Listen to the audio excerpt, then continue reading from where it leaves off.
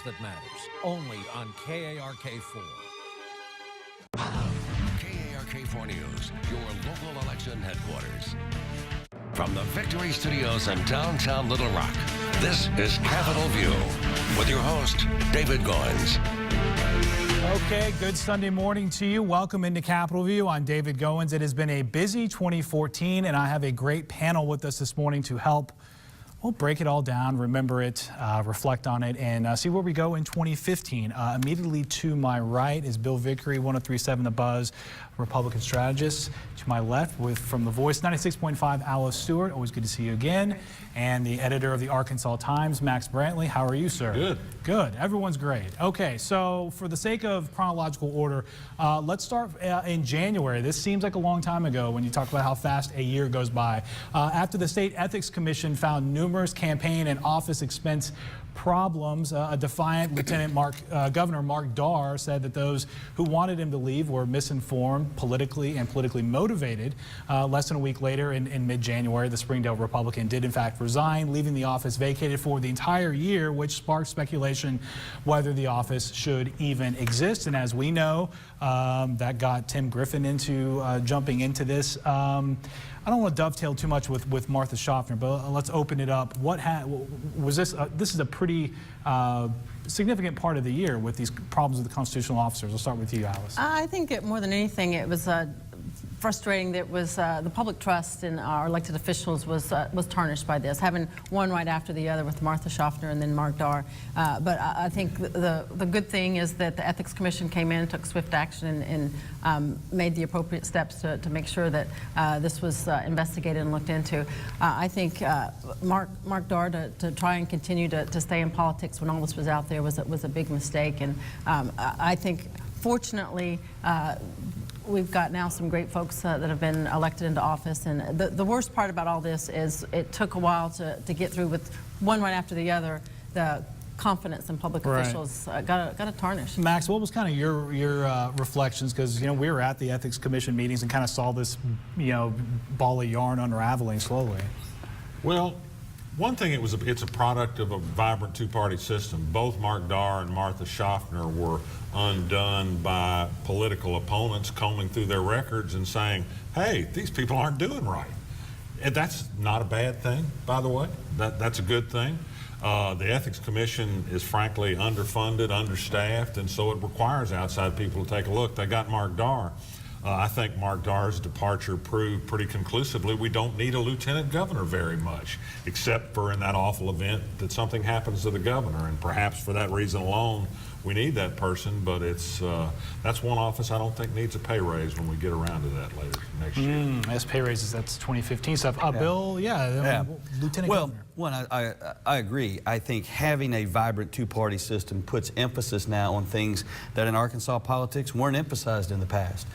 People could sort of indiscriminately spend campaign dollars on just about anything they wanted to, maybe have an office slush fund that you replaced. You didn't necessarily have to follow the rules simply because no one was really looking. Now, people look, people pay attention. Regular citizens pay attention and comb through these reports. So a lot of this stuff, I think Max is right, is as a result of a pretty vibrant, real two-party system in Arkansas. I would disagree. We've seen twice now the lieutenant governor ascend to the governor's mansion, two separate occasions in the 90s, and I think it is important. It is important to have a statewide elected person setting one heartbeat away from the governor's office, whether that be for maybe the governor becoming president of the United States or something else. Well, and you talked about, slush fund, people spending however they wanted to. There wasn't really any accountability. Max talked about the benefit of having a two-party system where people could find that out. We've kind of talked about, I'll just jump in, Amendment 3, which obviously is kind of the new landscape for the state on, the Walmart rule, no cup of coffee, but there seems to be a lot of maybe lack of clarity on where this thing is going. Let's open it up to anybody and your thoughts on kind of how that's going to play out. Well, a lot of legislators I've talked with say, oh, it won't affect anything. There's a lot of scheduled lunches. Like already, there's already been some scheduled lunches that meetings will stop so everyone can go eat to stay within the rules, right? I mean. Well, a lot of them say it won't affect what they've been doing because they never accepted, free lunches or free dinners. And to be honest, that's part of the process. Some of them will actually say, that the lobbyists who take them out to breakfast, lunch, or dinner, they refer to them, to be honest, as staff, because these lobbyists help provide them information that they need on legislation that they're looking into. They hear from one. I'm saying this is what some legislators excuse for, but they say they hear from one lobbyist on one side and one on the other, and then they make a decision. That's some of the elected officials' view on that. Well, I was going to let the lobbyists down there. Yeah, are you staff? How necessary they are to the conversation. You know. I think this. I think, one, passage was a good thing, I think, of Amendment 3. I think, two, most of these people now, as a product of term limits, didn't exist in an era when these sort of elaborate big dinners and people would back their car and the trunk would pop open and you'd put steaks in or lobster or whatever that might have been. These are a bunch of young people now that come to office. They're driven by an agenda. They campaign on an agenda and they get up here. I don't think a meal is that important to them. So they're not looking to sustain this. I do think, however, there is a need to put some very clear, definitive rules in place and to say this is what it says, and to do otherwise is breaking the law. I think that's what you're seeing. Well, this is a move toward a full-time legislature, which I don't happen to think is a good thing. We designed, our founding document founded us as a part-time legislature, and it's supposed to be a 60-day session in odd years and a 30-day in even years now. And I think the interim committees have grown mostly as a way to get people into Little Rock more often and pay their per diem. The amendment lets legislators serve 16 consecutive years in a single house. That's a generation. That's nearly a lifetime. It allows them to be paid more, and then some of them are sitting around hoping for huge pay raises. And they included this scheduled event exception to the no lobby rules, and now letting them all dine out 3 times a day. Yeah, I think there's been voter-induced mission creep, maybe inadvertently, but when you look at 08, adding the even number sessions, now you have this, so we'll keep looking at that. That was in November when the voters passed that. Let's look at the month of March, where the legislature gave the private option another 12 months of life. It narrowly passed again in both chambers. We've talked about that several times. Securing the final vote in the Senate was made possible in exchange to put a greater emphasis on workforce programs. That from North Little Rock Senator Jane English. We'll see how that goes. We've talked a whole lot. I mean, we get into elections as well, as far as, you know, what happened in the primaries and so forth, but private option, a huge story in 2014. That's just going to continue in 2015, I think. Oh, without a doubt. And the interesting thing is so many folks ran on doing away with private option, but legislators I've talked to, I'm not convinced it's going away. I think there's still, while there's extremes on both sides of the issue, I think there's enough support to keep it around. I think a good thing, Governor-elect Hutchinson is going to look at it and very cautiously. He's going to weigh both sides, and I think it's going to be a very serious debate, but you know, like it or not, I think there's still enough support to keep it around. Well, what he told us last week was this, you keep hearing this word solution for what they're going to do, and solution doesn't really sound like they're going to get rid of it. Well, he can't get rid of it. He has to have it if he's going to cut taxes by $100 million. He can't cut taxes and throw out the private option. The arithmetic doesn't work. So he has to be for it. He understands that it's going to have to come with changes that make it more palatable to the red-hot conservatives in his party. Whether it's made so palatable it's unacceptable to the federal government is going to be a difficult bridge to cross, I think. But the state needs it. I do think one factor in the consideration is the Democrats are going to tire of just being a useful tool. That is, they're going to need their 40 votes to pass in the House, and if they get nothing in return for it except a pat on the back, then they might say, well, so why? May start looking like Democrats in D.C. What do they got to lose? And they're in safe districts. Hey, Bill, I know you support the private option. Yeah. It's been a big, huge political issue. Yeah. That's not going to change. No, it's not going to change at all. I do think the Democrats pursue that strategy at great peril. If they're seen as ultimately the stumbling block to reauthorization of this, I think you'll see the establishment take a lot out on them, and they will spiral even further, if that's possible, into obscurity in the state of Arkansas. I do think there is a path. I think the people who created this have an idea of taking market efficiencies and dragging old entitlement programs over into a new era where you can implement some of these market efficiencies. I think there are some very good conservative arguments that are associated with the private option. You expect it to be messy, though? I do think it will be messy, but at the end of the day, I think you'll see a lot more common ground than you see disagreement, and ultimately I think it very well could be reauthorized. But I think ACE's taking a great approach. I think you have to look at this on a day-by-day schedule. You can't project ahead. So. All right, we're off and running on our 2014 year in review with Bill Vickery, Alice Stewart, and Max Brantley. I'm David Goins. You're watching Capitol View on Sunday morning. You feel it from the moment you enter our campus. It's a legacy of greatness. We are the Golden Lion family, committed to innovation and truth. We all come from different places, but now call the Pride Lands home. Whether it's the sciences, arts, or business, we're shaping the minds that one day will reshape the world. The University of Arkansas at Pine Bluff. Become a part of the Pride. Go to ArkansasMatters.com to search for local obituaries, made possible by Roller Funeral Homes. Let us show you the value in pre-planning a funeral service, taking the burden off your loved ones and giving them a gift. Roller Funeral Homes, with all our respect. Attention, Medicare beneficiaries in Arkansas. Please listen closely, especially if you have Medicare and Medicaid. You may be eligible for a Medicare Advantage plan from WellCare Health Plans for no monthly premium.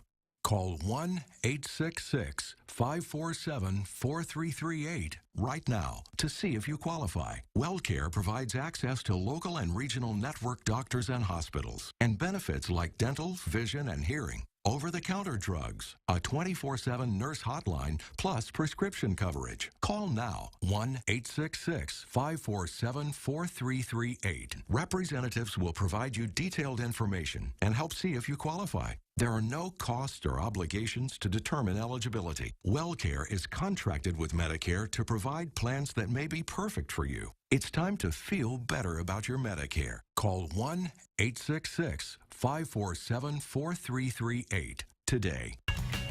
This is great. What's in here? Laughs, fun, and big surprises. For the perfect morning, just add Kelly and Michael. We're going to have to drink our way out. Weekdays at 11 on KARK4. You're watching Capitol View, Sunday morning talk focused on the political scene in Arkansas. And welcome back to Capitol View. I'm David Goins. We're joined by our panel here of Max Brantley, Alice Stewart, and Bill Vickery. One wonderful panel we've got going on this morning. Okay, so we're moving into the mid part of the year for our 2014 year in review. Let's look at early May when President Obama actually made his only visit to the state of Arkansas during his time as president. Probably safe to say that'll be the only time he will visit while president. Touring the damage in Faulkner County left behind by a high-end EF4 tornado that leveled Valonia and parts of Mayflower on April 27th. The photos that were taken with Senator Mark Pryor at the time, not really politicized, understandably so, given what was going on the ground there, but did really serve as one of the only times the two-term president appeared alongside a vulnerable Democrat in their home state, really in any capacity during the election cycle. Moving forward to the end of June, a little history made as the Arkansas lawmakers hold their second special session. I didn't realize they dressed in period costume. Did anybody know that? I didn't. Yes. You know, some people actually voted as though it was 18. And it was a little warm, I hear. Right. Yeah. End of June had a historical feel to it. The House chambers were under renovation. That's why they were there. The body of 100 plus staff. They moved all the proceedings to the old State House Museum on Markham, which hadn't been used for substantive legislation in more than 100 years. Debatable on the legislation passed during the summertime. The continued efforts, of course, to shore up the solvency of the state's public school employee health insurance program on June 30th. Does that special session go down as just a footnote of where it was held? It's a subtext of a footnote. Subtext of a footnote. I mean, An asterisk of a something. It just put a patch on the insurance and it didn't fix anything. Yeah, I think there's another $35 million in the hole as we speak at the end of the year. So, yeah. And one thing BB always said throughout his 8 years is, you know, I want to have he wants to have a special session if the majority agrees with it, but he wanted to have it be for a specific reason that could maybe get something fixed. But this one didn't really seem like it did a whole Well, they had to put some money in to prevent some catastrophic situations, and they did that, but it didn't. Until they fix the disparity on teacher insurance, that is, that they have to pay a whole lot more than state employees do, there is no fix. Well, and there's a frustration with a lot of this information could and should have come out during the actual legislative session and didn't, and so they had to call a special session, which made it frustrating for Two special sessions on the same topic within 6 months or 9 months, is that Arkansas history buffs, is that unusual? because the October session was essentially the same thing. And it's such a technical issue. I mean, normally when you think about a special session of the Arkansas legislature, I think Max was right. You got to call it because you got to put money in the pot. There's not an easy fix to this, so the can was kind of kicked down the road a little bit. I do think in this legislative session, you'll see a number of different ideas put forward in terms of bill language and a lot to vote on. So. Okay, well, we have a minute here, and in full disclosure, as of taping date right now, the Arkansas Supreme Court has not made a ruling on the legal issue of gay marriage. So in our brief amount of time, obviously, it was a big story in 2014 in the month of May with the amount of marriage licenses that were issued. Max, I'll take it to you. Kind of where do you maybe potentially put this in context for how significant the year was for same-sex marriage? Well, it was big because 500 same-sex couples got married in Arkansas, and it was a glorious week, and it was an advertisement for the happiness that it can bring to bring equality to those people. It was a significant year, too, because dozens of courts across the country struck down similar bans. I think that ultimately predicts the outcome of the Arkansas Supreme Court case. We may find out I'm wrong by the time we go, simply because there's so much cover from so many other courts. And the U.S. Supreme Court has sent a pretty strong signal that it's likely to uphold the overturning of the bans. Okay. I agree with the trend in the courts that they will uphold Judge Piazza's ruling.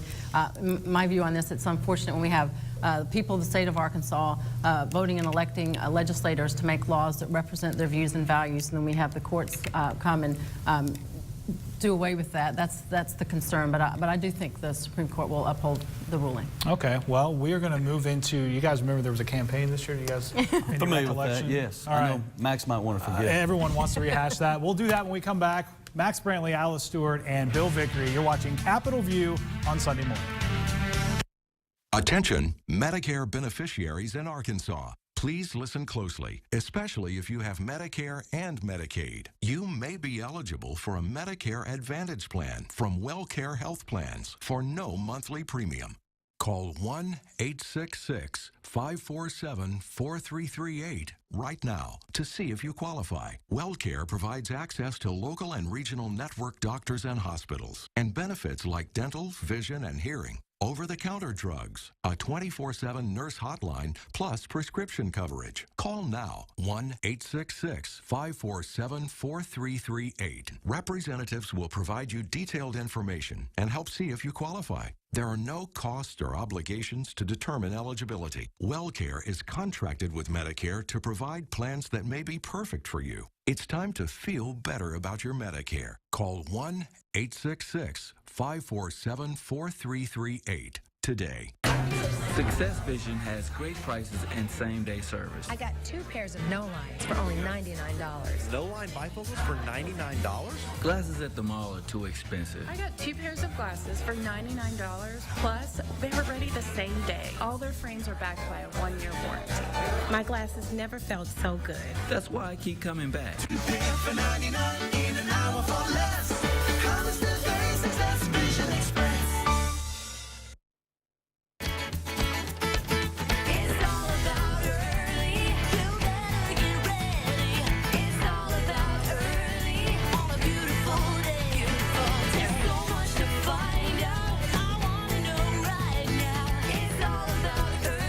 Start your mornings with KARK4 today, weekdays starting at 4, followed by The Today Show at 7. It's all about early, and I wanna be there. 4 reasons to count on KARK4 is your weather authority. 1. Weather Rate's most accurate forecast. 2. Weather on the 4s, every morning from 4 until 7. 3. We start every newscast with the forecast first. 4. We have our own live radar. Everyone else's data is delayed.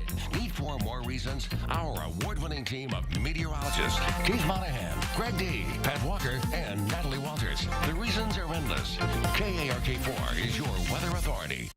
You're watching Capitol View, Sunday morning talk focused on the political scene in Arkansas. All right, welcome back to Capitol View. Happy holidays to everyone at home. We have Bill Vickery, Alice Stewart, Max Brantley, our all-star year-end panel here. You know, it's kind of unfair to just put campaigns and elections as a part of a year when it just kind of permeated not only 2014 but parts of 2013 too, Bill. Yeah, well, obviously it's the top story, the next story, the next story. It's 1 through 5 in terms of political stories in Arkansas, and just overall what's happened in terms of the shift in the political landscape in the state, starting with the primaries and running all the way through to the general. Obviously, the president is highly unpopular here. He proved to be an anvil around the necks of every Democrat that was running, even for dog catcher. So a banner year for Republicans. Christmas came early, and now I think we're truly in a situation where Arkansas is a firm red state from top to bottom. Okay, well, Max, I'll throw it to you. A little 2 against 1 here as far as the analysts go. Some people from a Democratic persuasion have talked about Arkansas being closer to Oklahoma now, as far as the political realignment. Is it that simple? I mean, what do you kind of... absolutely. I think you can't analyze the election any way but that Arkansas is now a majority straight ticket Republican voting state. It's interesting to look at the differentiation among some of the Republican candidates. Mm-hmm. Some of the Republican candidates, and I won't name them by name, that were really the worst of the bunch, enjoyed some of the biggest votes among the Republican candidates. I mean, it was really, everybody got 55%. That was just a given. It was just a question if you'd add a couple more points on top of that. And there was some real differentiation. There were a number of races where strong candidates were fielded by Democrats who ran smart campaigns with good advertising and good issues, and voters just were not moved. It's just like the days when they did the same thing for Democrats. I think what we're saying, we always say all politics is local, and people base their decision based on local issues. But this really was a referendum on not Barack Obama, but his policies and the Democratic policies. And what we saw here in Arkansas is that the Democratic policies aren't helping middle-class people of Arkansas, and they're not helping people that are out there trying to get a job. And that's what this election was about. We see it all through the Bible Belt now, where we're seeing more of these states we have in the Bible Belt turning Republican, because it's the policies, the liberal policies of this administration don't reflect what we see here in the South and here in This Arkansas. is kind of faith-based as opposed to fact-based positions. I'm talking There have been economy. greater job creation in the last 6 years than there was under all of the Bush years. The deficit has been reduced. We've got 10 million more people on health insurance that didn't have it. You know, you can say these are bad for middle-class people, but the facts are good things have happened. Well, but people believe they have not. I absolutely agree with you that the facts do not matter. They believe things are terrible. No, the facts are labor participation rates also at an all-time high, so people aren't out there looking for jobs because they're not there, but that's... Can I say something back to Arkansas? Structurally, I think that was a big shift that was pretty much overlooked by almost everyone, but which I think is a major issue. For the first time in the state's history, more people voted in the Republican primary than in the Democratic primary. That is a massive structural change. That means people show up for Republican primaries now. And kind of a tell where this was going. So as we saw with the Democratic Party for so long, conservatives showing up and running as a Democrat because they could get elected. Right. Now we're seeing the shift, and I think that is hemlock for the Democratic Party. I guess my question to anyone is, everyone talks about kind of the homogenization of politics across the country. A lot of states look the same because the policies are all kind of similarly debated. Is there still room for what makes Arkansas politics interesting, the nuance, or that's why I kind of brought up Oklahoma? Is it just the state legislature's getting just kind of almost carbon copied, or is no, it in the short Arkansas term, no. I think that the Republican agenda is very clear. You can predict the outcome of just about any vote on any issue, where I don't really think that was true with Democrats. The National Democratic Party might have this reputation that Alice likes to take from the talking point machine about the liberals. That's not the case in Arkansas. That Mike Beebe, who was a very popular governor, was no liberal. I mean, he's not. He's a moderate through and through. But I think that I think the voters have said they're perfectly comfortable with the Republican agenda. I think the party has done a very good job of educating the voter of Arkansas that being a Republican means X. It means lower taxes, opposition to abortion, a strong position on guns, faith front and center. And even though some of these things happen to be true about Democrats as well, the belief has become that they don't. Well, that's the Republican Party, and so I think that the legislature will deliver on those. There's also the process part of this election, and it came to voter turnout, and Bill talks about higher Republican turnout. The GOP actually did a really good job across the nation in Arkansas in turning out votes, and the Democrats just didn't get out the votes in terms of getting people motivated to come out and vote. And it's part policies, but it's also the process of the get out the vote effort was strong on the Republican All right, side. elections have consequences. How many times we heard that? So we'll talk about how 2015 will look. We'll wrap it up with Max Brantley, Alice Stewart, Bill Vickery. I'm David Goins. You're watching the 2014 Year in Review, Capitol View on Sunday morning. Nature Valley Crunchy granola bars give you energy from 1/3 of your daily whole grains. So 1/3 of this commercial is dedicated to what you could do with all that energy.